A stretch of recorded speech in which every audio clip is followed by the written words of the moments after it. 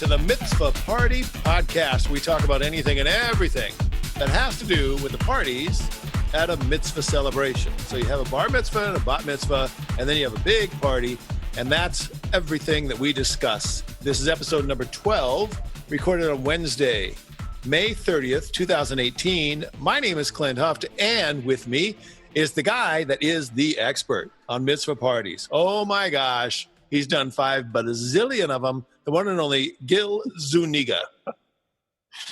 What? Wow, bazillion. What is a bazillion? How many zeros is that? You would be hard put to spend that much money. That's all I'm going to say. It's a lot of mitzvahs. Oh, no wonder I'm so tired. Hi, how are you, Clint? Life is fantastic, thank you. Gil is at Zuniga Entertainment, and you're probably saying to yourself, what is the deal with the name of that company? It's his last name. Come on. Z is in zebra, U-N-I-G is in good, A, ZunigaEntertainment.com. And if you go there, you will see just how accomplished he is and his crew and all that kind of stuff. When you put your company together and you're trying to figure out, like, what do I want the website to be? What do I want my branding to be? And who do I want to work with and represent my company? Just what was that process all about? It was a lot of trial and error. As far as the people that you work with, when I started my company, it just basically was out of necessity because my clients were complaining to me that they were not, when I was working for a company, they were not getting the service that they wanted, and I was servicing them and doing double duty, doing the office's job and my job, and making sure that they were taken care of. So I kept thinking, I can do this. I can do this myself. And that's how I started my own company. And then it was just a matter of getting the word out there to the vendors. And the vendors said, absolutely, we will refer you. You're really easy to work with. Because I had a team mentality. It evolved in getting a website and getting people to give me quotes and what is it about what I've done that you could say. And so I literally would ask vendors and clients and to give me quotes, and I would take things that they would say in letters or follow-ups, and that's how we put a lot of it together. And then finally later on, I had a professional writer go in and with all the information and completely create all the text on their website. But as far as people, but as far as people were concerned, number one, wanted to make sure that everyone was reliable and wanted to do what they were doing. I must have trained a dozen or more people, to a dozen and a half people that never ever worked for me more than once or twice because they didn't have it. They didn't have the fire. They were just looking for a quick buck here, but they didn't have what I felt it took to really immerse yourself in this and do a really good job and care about what you're doing, because I wanted people who really cared about the event and the client, and to make sure that the end result wasn't just a paycheck, but was people really had a good time, had a great time, and enjoyed themselves on the most important day of their life up to that point, whether it was a 10-year-old because he was having a birthday party, or 13-year-old because he was being mitzvahed, or 26-year-olds because they were getting married, or 80-year-olds because they were celebrating their 80th birthday. It didn't matter. I wanted to make sure that everyone that worked for me had the same kind of feeling and desire wanted to make sure that the client was happy.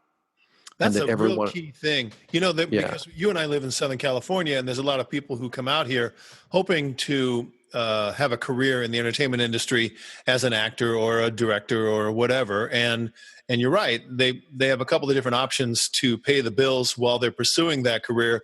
And, the most typical one would be a waiter or something like that. Right. But here is a great, great industry. The party industry from the entertainment side is a great industry. And you work one night a week and you make a significant amount of money. But you're right. It does take a certain mentality in order to be able to kind of cut the mustard, as my dad would say. And most of the people that I've hired, they were actors, dancers. They had they were artists, some type of artist. And what I would say to them is, as hard as you've worked to be a dancer, as hard as you've worked to be an actor, you have to work that hard to do this. And you have to put as much focus on it. You may not have to work as hard as you do as a dancer, but you have to put as much focus on it to make sure that you're doing a good job, because I want everyone to feel the same way. At the end of the event, we want to make sure that all we're thinking about is, did the client have a good time? Because we're going to have a good time if they had a good time.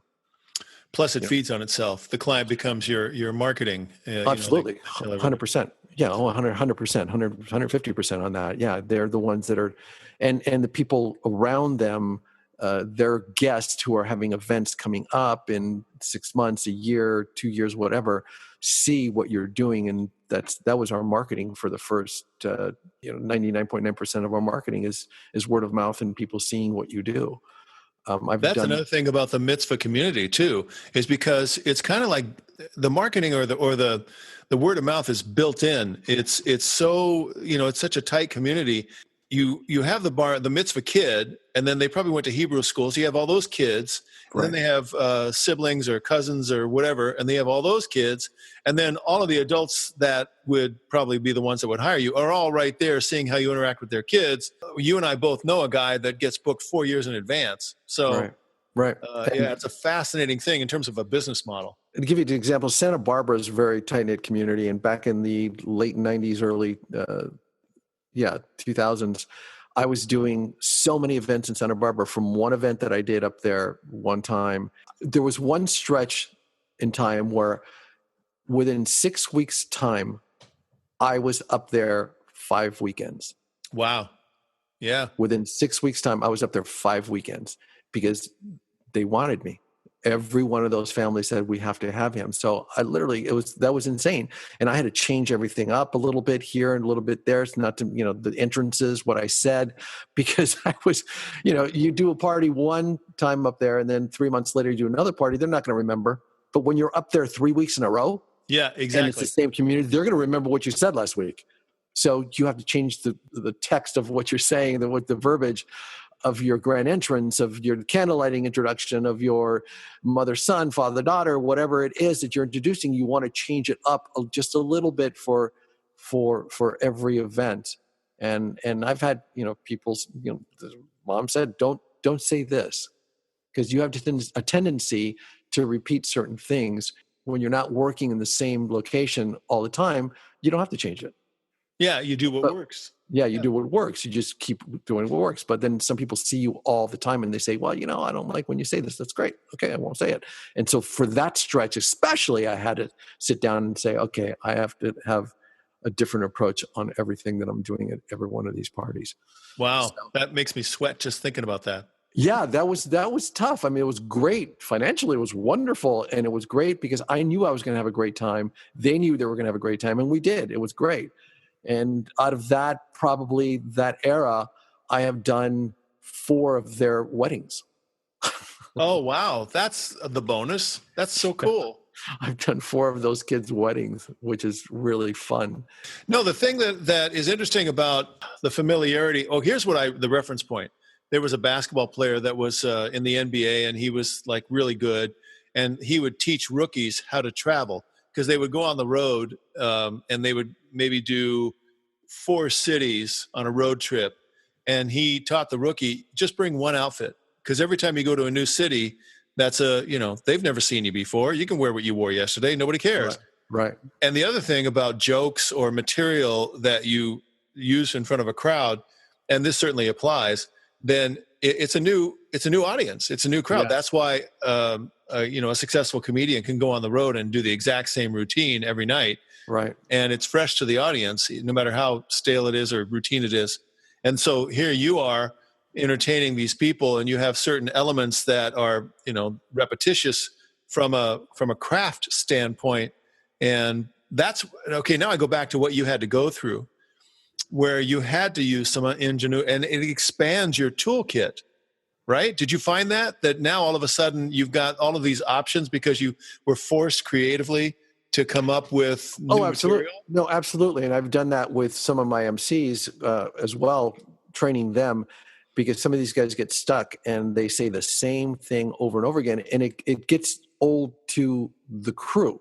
Okay, so the crew will sit and say things to the effect of what he's about to say. So what the MC is about to say, because he does the same thing every time. And I would have to sit down with him and say, you need to change it up. Not just for you and the clients, your audience, and your audience not as much, but for the crew, because everyone's making fun of you. They know what you're going to say. They know your next words. They're mouthing the words as you're saying them because you do the same thing every time.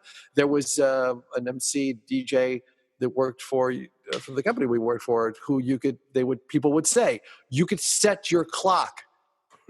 When you walked into a party, one of his parties, you could set your clock. If he was playing this song, you knew it was 9:00. If he's playing this song, you knew it was 8:30, because he would play the same thing every time. Now, that I've never been accused of.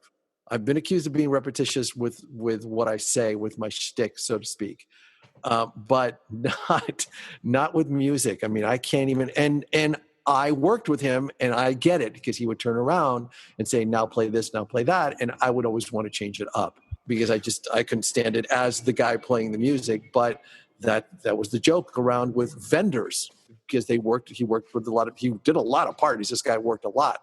So he worked with many vendors, and they would say, "Oh my God, yeah, you can set your watch to what's his name?" Well, you and I both came from the nightclubs where we would, for 5 nights a week, we would have to play whatever music was appropriate at the time, the new music or the familiar music or whatever it is. And it's very easy to grasp onto something that got a great response and do it again and again, to the point where I had people telling me, "Listen, I know that when you're going to play this, the next song is going to be this, and the song after that's going to be that." Because it just worked, and it takes a real strong impetus creatively. There are those who, and I am not one of these people, there are those who are always looking for the new way, the new thing, the new, and I really have a lot of respect for those people. Whereas I believe in what's tried and true, the trusted, familiarity of the successful. But you can fall into a rut on both sides. It's a delicate balance in terms of your material and how you grow, especially when you're entertaining a mitzvah. That crowd, as you've described, may have seen you before, but I do believe they hire you because they want the energy and the success of what they've seen at another party. Right. So you still have to run that balance. No, absolutely, because they're hiring your personality, and how you address them and how you interact with them. I just have always had a very easygoing personality. It's never been, I can't say it's never been, but once I got smart, it's not about me. It's about them. It's about the party. I definitely was narcissistic when coming into mitzvahs early on, because I came from the club DJ mentality of you're the guy. It's about you. Yeah, you're a celebrity. Within that environment, you're a celebrity. Absolutely, 100%. So it took a while before I learned to hang up my ego at the door. And this is something I've said before, is when I talk to everybody, when I've trained anybody, I say you have to hang your ego up at the door before you walk into this room, because it no longer is about you. You are the director of fun here, and it's about the family. Spotlight on the family, on the bar mitzvah, on the bride and groom, on the whoever the party is for. You have to shine the light on them and not on you.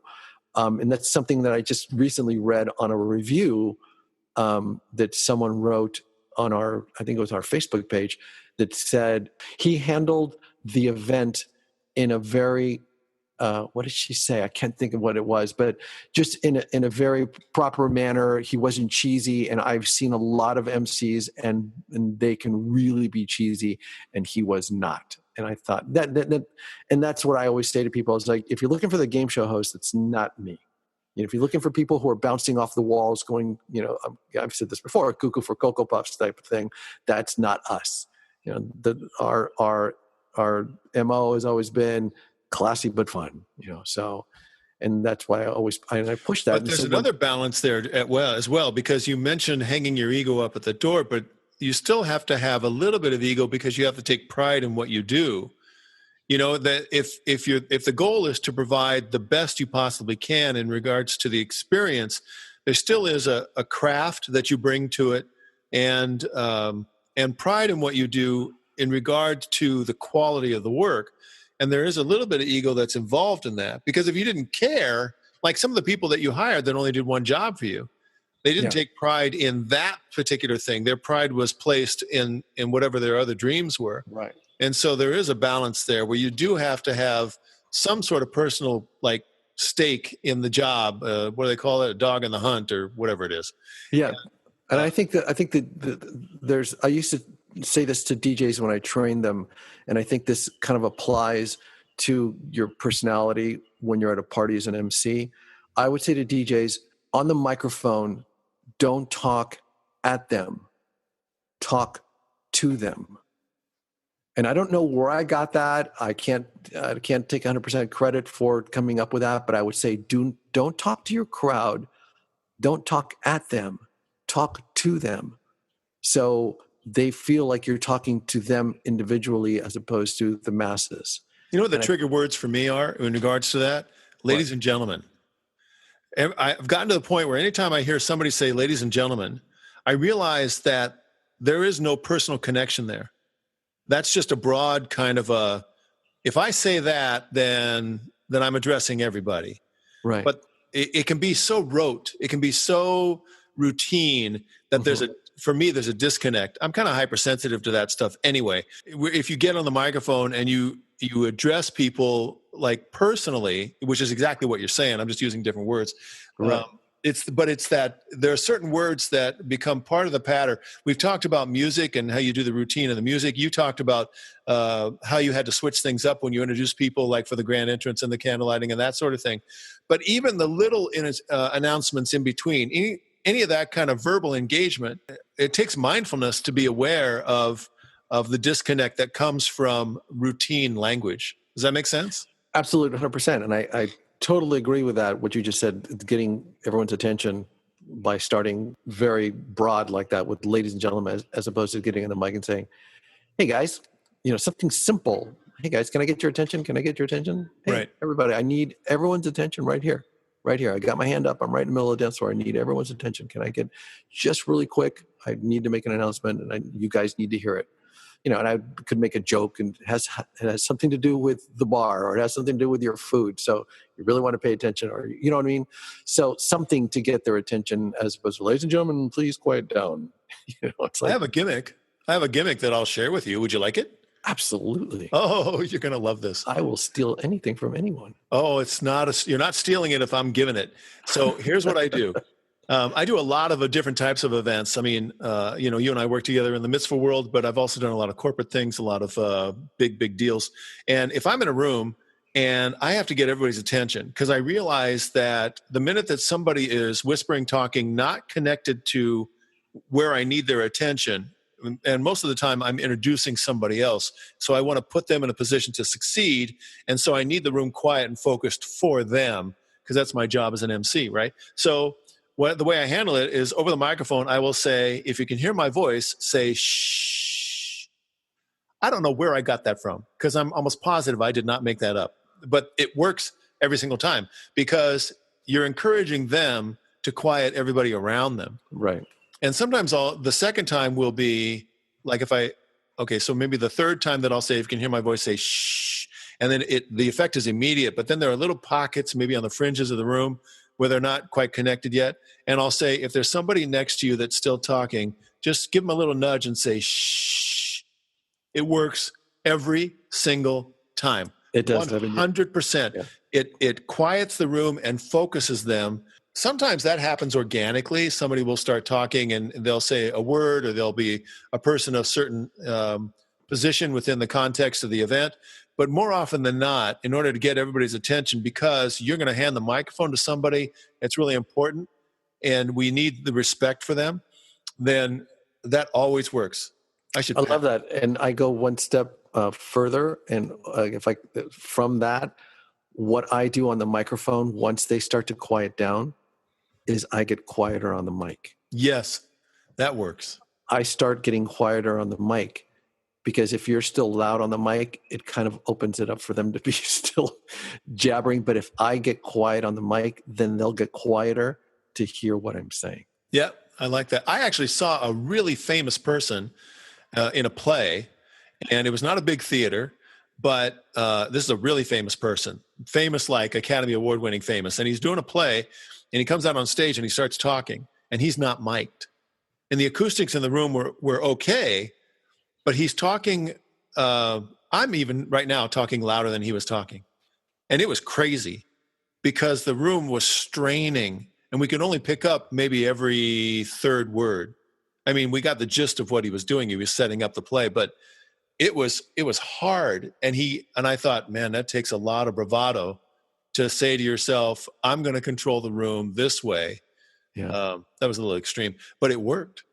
It worked. Yeah. It by the most part, it does work when I do that. When I quiet down on the microphone, and I'll even start whispering, because we're about to bring in the bat mitzvah girl or the bar mitzvah boy, right? Oh yeah. And you prep the room. I totally prep the room. I say, this is what we're going to do. We're going to open the doors. And I start whispering on the microphone. I'm whispering just like this, and everyone's quiet, and they're listening, and they're paying attention. And especially with something that I'm doing at that level, I won't start until I have everybody in the room attention and no one's talking. Right. And I'll whisper on the mic, and we're going to do this. And the moment she hits the dance floor, I want everyone to stand up and pick up their napkins and start twirling it around. And the moment she hits so I have special instructions for them to do what they're, and it works. It works a lot. And I remember clients who would come up to me and say, we love your events. We love, because you have us right here in the palm of your hand. But I also like the psychological thing of we have a secret. There's somebody outside that door that we want them to feel really good, like a surprise birthday party. Here they come. 1, 2, 3, that kind of deal. But you bring the guests all into that intimacy of oh my gosh, this is great because we're going to make that person feel really good, but yet let's keep it a secret.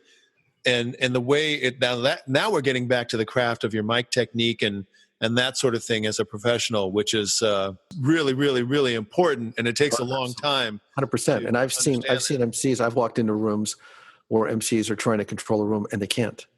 Yeah, and they're bludgeoning them. Yeah, and there are people talking in around the corner, in the edges of the room, and they're talking and they're not paying attention. And the bat mitzvah girl's doing a candle lighting, and people are jabbering and blah blah. And I just drives me nuts. And it's something that I either walked past another banquet hall, I poked my head in, or I am doing digital pictures at an event, or something else that I get to peek in on other MCs working, and I've seen it, and it just drives me nuts. I said I could never ever start a candle lighting without having the room completely quiet, or having the dad have the microphone, or the mom, having the microphone to make a speech or thank you, whatever, without the room being completely quiet so that everyone is listening to what they're saying.